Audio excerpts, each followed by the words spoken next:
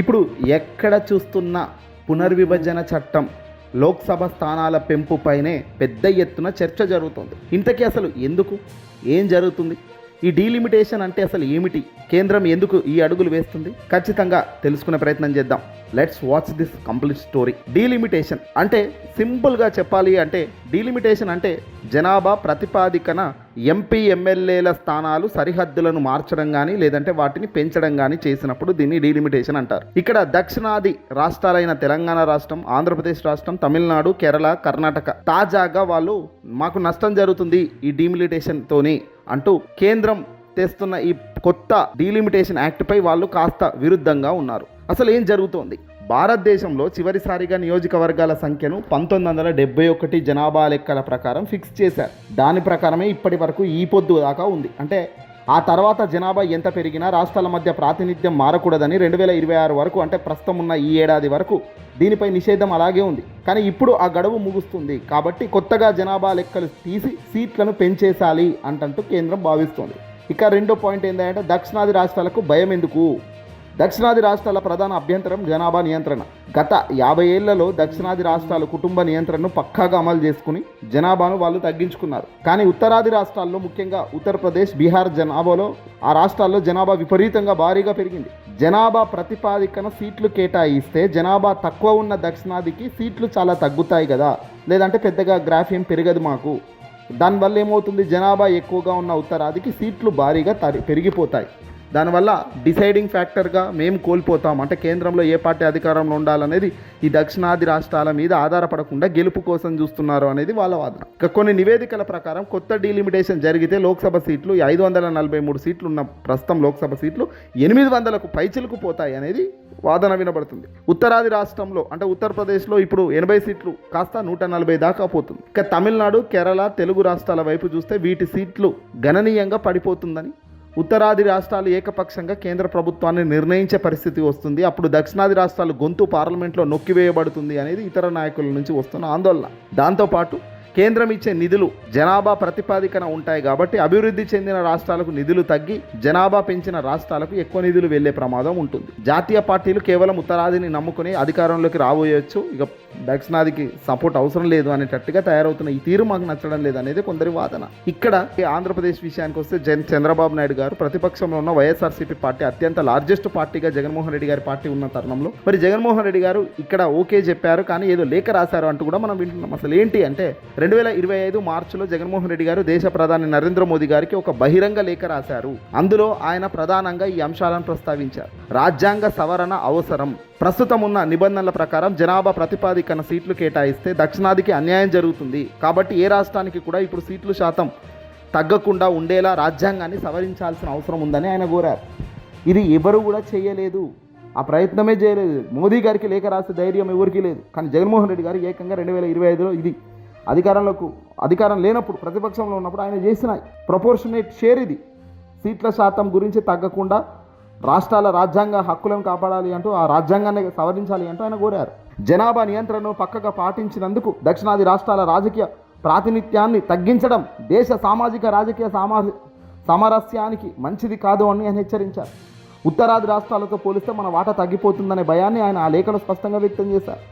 ఇక చంద్రబాబు ఈ విషయానికి వస్తే కొంచెం భిన్నమైన కోణంలో చూశాడు. ఆయన కేంద్రం చెప్పింది కదా ఓకే అనలేదు, కానీ ఇక్కడ ఆయన ఏమన్నారంటే డీలిమిటేషన్ వల్ల భవిష్యత్తులో సీట్లు తగ్గిపోతాయని, అలాగే దక్షిణాదిలో ముసలివారి జనాభా పెరుగుతుందని ఆయన ఆందోళన వ్యక్తం చేశారు. అందుకే ఎక్కువ మంది పిల్లల్ని కనండి అని ఆయన ఏపీ ప్రజలకు పిలుపునిచ్చారు.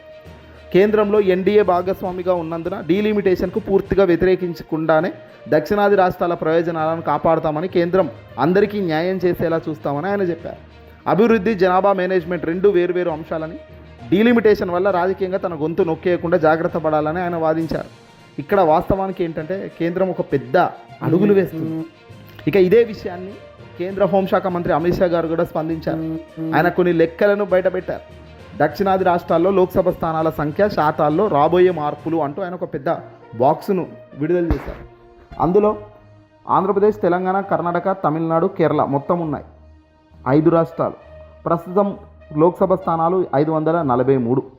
543 స్థానాల్లో ఏ రాష్ట్రానికి ఎంత శాతం ఉంది, అలాగే పెంపు ఎంతెంత పెరుగుతున్నాయి సీట్లు, మొత్తం ఓవరాల్గా కూడా డేటా మీకు కనబడుతుంది ఇక్కడ. ఇక ఆంధ్రప్రదేశ్ విషయానికి వస్తే ప్రస్తుతం లోక్సభ స్థానాలు 543 స్థానాల్లో ఆంధ్రప్రదేశ్ రాష్ట్రానికి 25 లోక్సభ స్థానాలు అంటే 25 ఎంపీలు ఉండే అవకాశం ఉంది. ఇక్కడ 4.6% ఇది ఉంది. ఇది పాత పద్ధతే. పెంపు తర్వాత 38 సీట్ల దాకా పోతున్నారు. ఆంధ్రప్రదేశ్ రాష్ట్రంలో 38 సీట్లు పెరుగుతున్నాయి. ఇక టోటల్గా చూస్తే 4.65% మాత్రమే, ఇక్కడ 0.5% మాత్రమే పెరిగే పరిస్థితి కనబడుతుంది. ఇక తెలంగాణ రాష్ట్రంలో 17 ప్రస్తుతం లోక్సభ స్థానాలు ఉండగా ఇవి 26కు చేరుతున్నాయి, అంటే 3.13% నుంచి 3.18%. కర్ణాటక 28 సీట్ల లోక్సభ స్థానాలు సీట్లు ఉండగా ఇవి 42కు పోతున్నాయి, 5.15 నుంచి 5.14 ఇక్కడ తగ్గుతుంది కర్ణాటకలో, ఎందుకంటే వాళ్ళ జనాభా సంఖ్య లేదు శాతం. ఇక తమిళనాడు 39 నుంచి 59 పోతున్నాయి, 20 సీట్లు పెరుగుతున్నాయి. కేరళ 20 సీట్ల నుంచి 10 సీట్లు పెరుగుతున్నాయి. అంటే టోటల్గా చూస్తే ఇక్కడ ప్రస్తుతం 129 సీట్లుంటే పెంపు పెద్దగా కొత్తగానే 195 మాత్రమే ఉన్నాయి. అంటే 23.76% నుంచి 23.87% మాత్రమే, దాదాపు 24% ఉంది. అంటే ఇక్కడ ఏం పెద్దగా పెరగడమే లేదు. కానీ ఇక్కడ మొత్తం చర్చ కేంద్రం తరపున శుక్రవారం సమాధానం ఇస్తూ ఆయన ఒక విషయాన్ని క్లియర్గా చెప్పదలుచుకున్నారు. తాజాగా ప్రవేశపెట్టిన బిల్లుపై ప్రజలకు ఎలాంటి అపోహలు వద్దు. ఈ బిల్లుతో లోక్సభ దక్షిణాది ప్రాతినిధ్యం తగ్గుతుందని, ఆ ప్రాంతానికి నష్టం జరుగుతుందని పెద్ద వాదన లేవనెత్తుతూ భ్రాంతిని వ్యాప్తి చెందుతున్నారు. దీనిపై స్పష్టత ఇవ్వదలిచాను. సభ ముందున్న బిల్లుల ఆధారంగా వాస్తవాలు అందరి దృష్టికి తెస్తాను. నియోజకవర్గాల పునర్విభజనతో ఆంధ్రప్రదేశ్ లోక్సభ స్థానాల సంఖ్య 25 నుంచి 38కు, ఆ రాష్ట్ర ప్రాతినిధ్యం 4.60 నుంచి 4.65% పెరుగుతున్నాయని, అలాగే తెలంగాణ తమిళనాడు వరకు అన్ని చెప్పుకుంటూ వచ్చి లోక్సభలో వాటి ప్రాతినిధ్యం 23.76% నుంచి 23.97% పెరిగిందని తప్ప ఏమాత్రం తగ్గదు. అలాంటప్పుడు దక్షిణాదికి అన్యాయం చేశామనే ప్రశ్న తలెత్తొద్దనే ప్రశ్నను చాలా తెలివిగా అమిత్ షా గారు చెప్పుకొచ్చారు. కానీ అక్కడ పెద్దగా పాయింట్లు ఏం పెరగలేదు. అదే వేరాజ్ ఉత్తరాది రాష్ట్రాలకు సంబంధించిన డేటా చూస్తే మనకు అర్థమవుతుంది అసలు ఏంటి అని. అందరూ మద్దతు ఇస్తూ ముందుకు పోతున్నారు కాబట్టి ఇది ముందుకు పోయే పరిస్థితి ఉంది. అది కూడా 2029 తర్వాతే దీన్ని అమలు చేస్తామని చెప్తున్నారు. నియోజకవర్గాల పునర్విభజన ఇప్పట్లో అమలు కాబోదు అని సభలో అమిత్ షా గారు తేల్చి చెప్పారు. డీలిమిటేషన్ కమిషన్ నివేదిక పార్లమెంట్ ఆమోదించి రాష్ట్రపతి ముద్రపడిన తర్వాతే అమల్లోకి వస్తుంది. ఇదంతా 2029కి ముందు జరిగే ప్రసక్తే లేదని, కనుక అప్పటిదాకా పలు రాష్ట్రాల్లో ఎన్నికలు పాత నియోజకవర్గాల ప్రతిపాదికనే జరుగుతాయని ఆయన చెప్పారంటే ఇది 2029 తర్వాత, అంటే రాబోయే 2034 ఎన్నికల సమయానికి ఇవి సిద్ధమవుతాయి ఇది అని చెప్తున్నాడు. ఈ సంఖ్య లోక్సభ సంఖ్య, లోక్సభ మొత్తం స్థానాల సంఖ్య 816 ఉన్నాయని చెప్తున్నాడు. మహిళలకు 33% రిజర్వేషన్లు ఇవ్వాలంటే ముందుగా మొత్తం సీట్లు 50% పెంచాలి. అప్పుడు వాటిల్లో 33% మహిళలకు కేటాయించిన మిగతా ఓపెన్ సీట్ల సంఖ్య యథాతథంగా ఉంటాయి. అంటే ప్రస్తుతం ఉన్న 543 సీట్లను 50% పెంచితే వాటిలో 33% మహిళలకు రిజర్వ్ చేశాక ఓపెన్ కేటగిరీలో 543 సీట్లు అందుబాటులో ఉంటాయి. కాబట్టి 50% పెంపు ప్రాతినిధ్యం అని ఆయన చెప్పుకొచ్చారు. కానీ ఇది ఎటు పోయి ఎటు అవుతుందో రేపు పొద్దున ఈరోజు అంటే ప్రాంతీయ పార్టీలకు సంబంధించి అలాగే దక్షిణాది రాష్ట్రాల మద్దతు లేకుండా కేంద్రంలో అధికారంలోకి రాబోము అని అనుకుంటున్న ఈ తరుణంలో కేంద్రం తీసుకున్న ఈ నిర్ణయం నిజంగా రాబోయే కాలంలో ఎటువైపు డైవర్ట్ అవుతుందో చూడాలి. పైగా ఈరోజు చంద్రబాబు వాళ్ళ పొత్తులో భాగంగా ఉన్నాడు కాబట్టి వాళ్ళకి జై కొట్టాడు. కానీ రేపు ఫ్యూచర్లో మళ్ళీ ఈ డీలిమిటేషన్ సమస్యలు వస్తాయా లేదంటే ఏంటి అనేది కూడా చూడాల్సిన అవసరం ఉంది. ఈ వీడియో నచ్చితే లైక్ కొట్టి షేర్ చేయండి.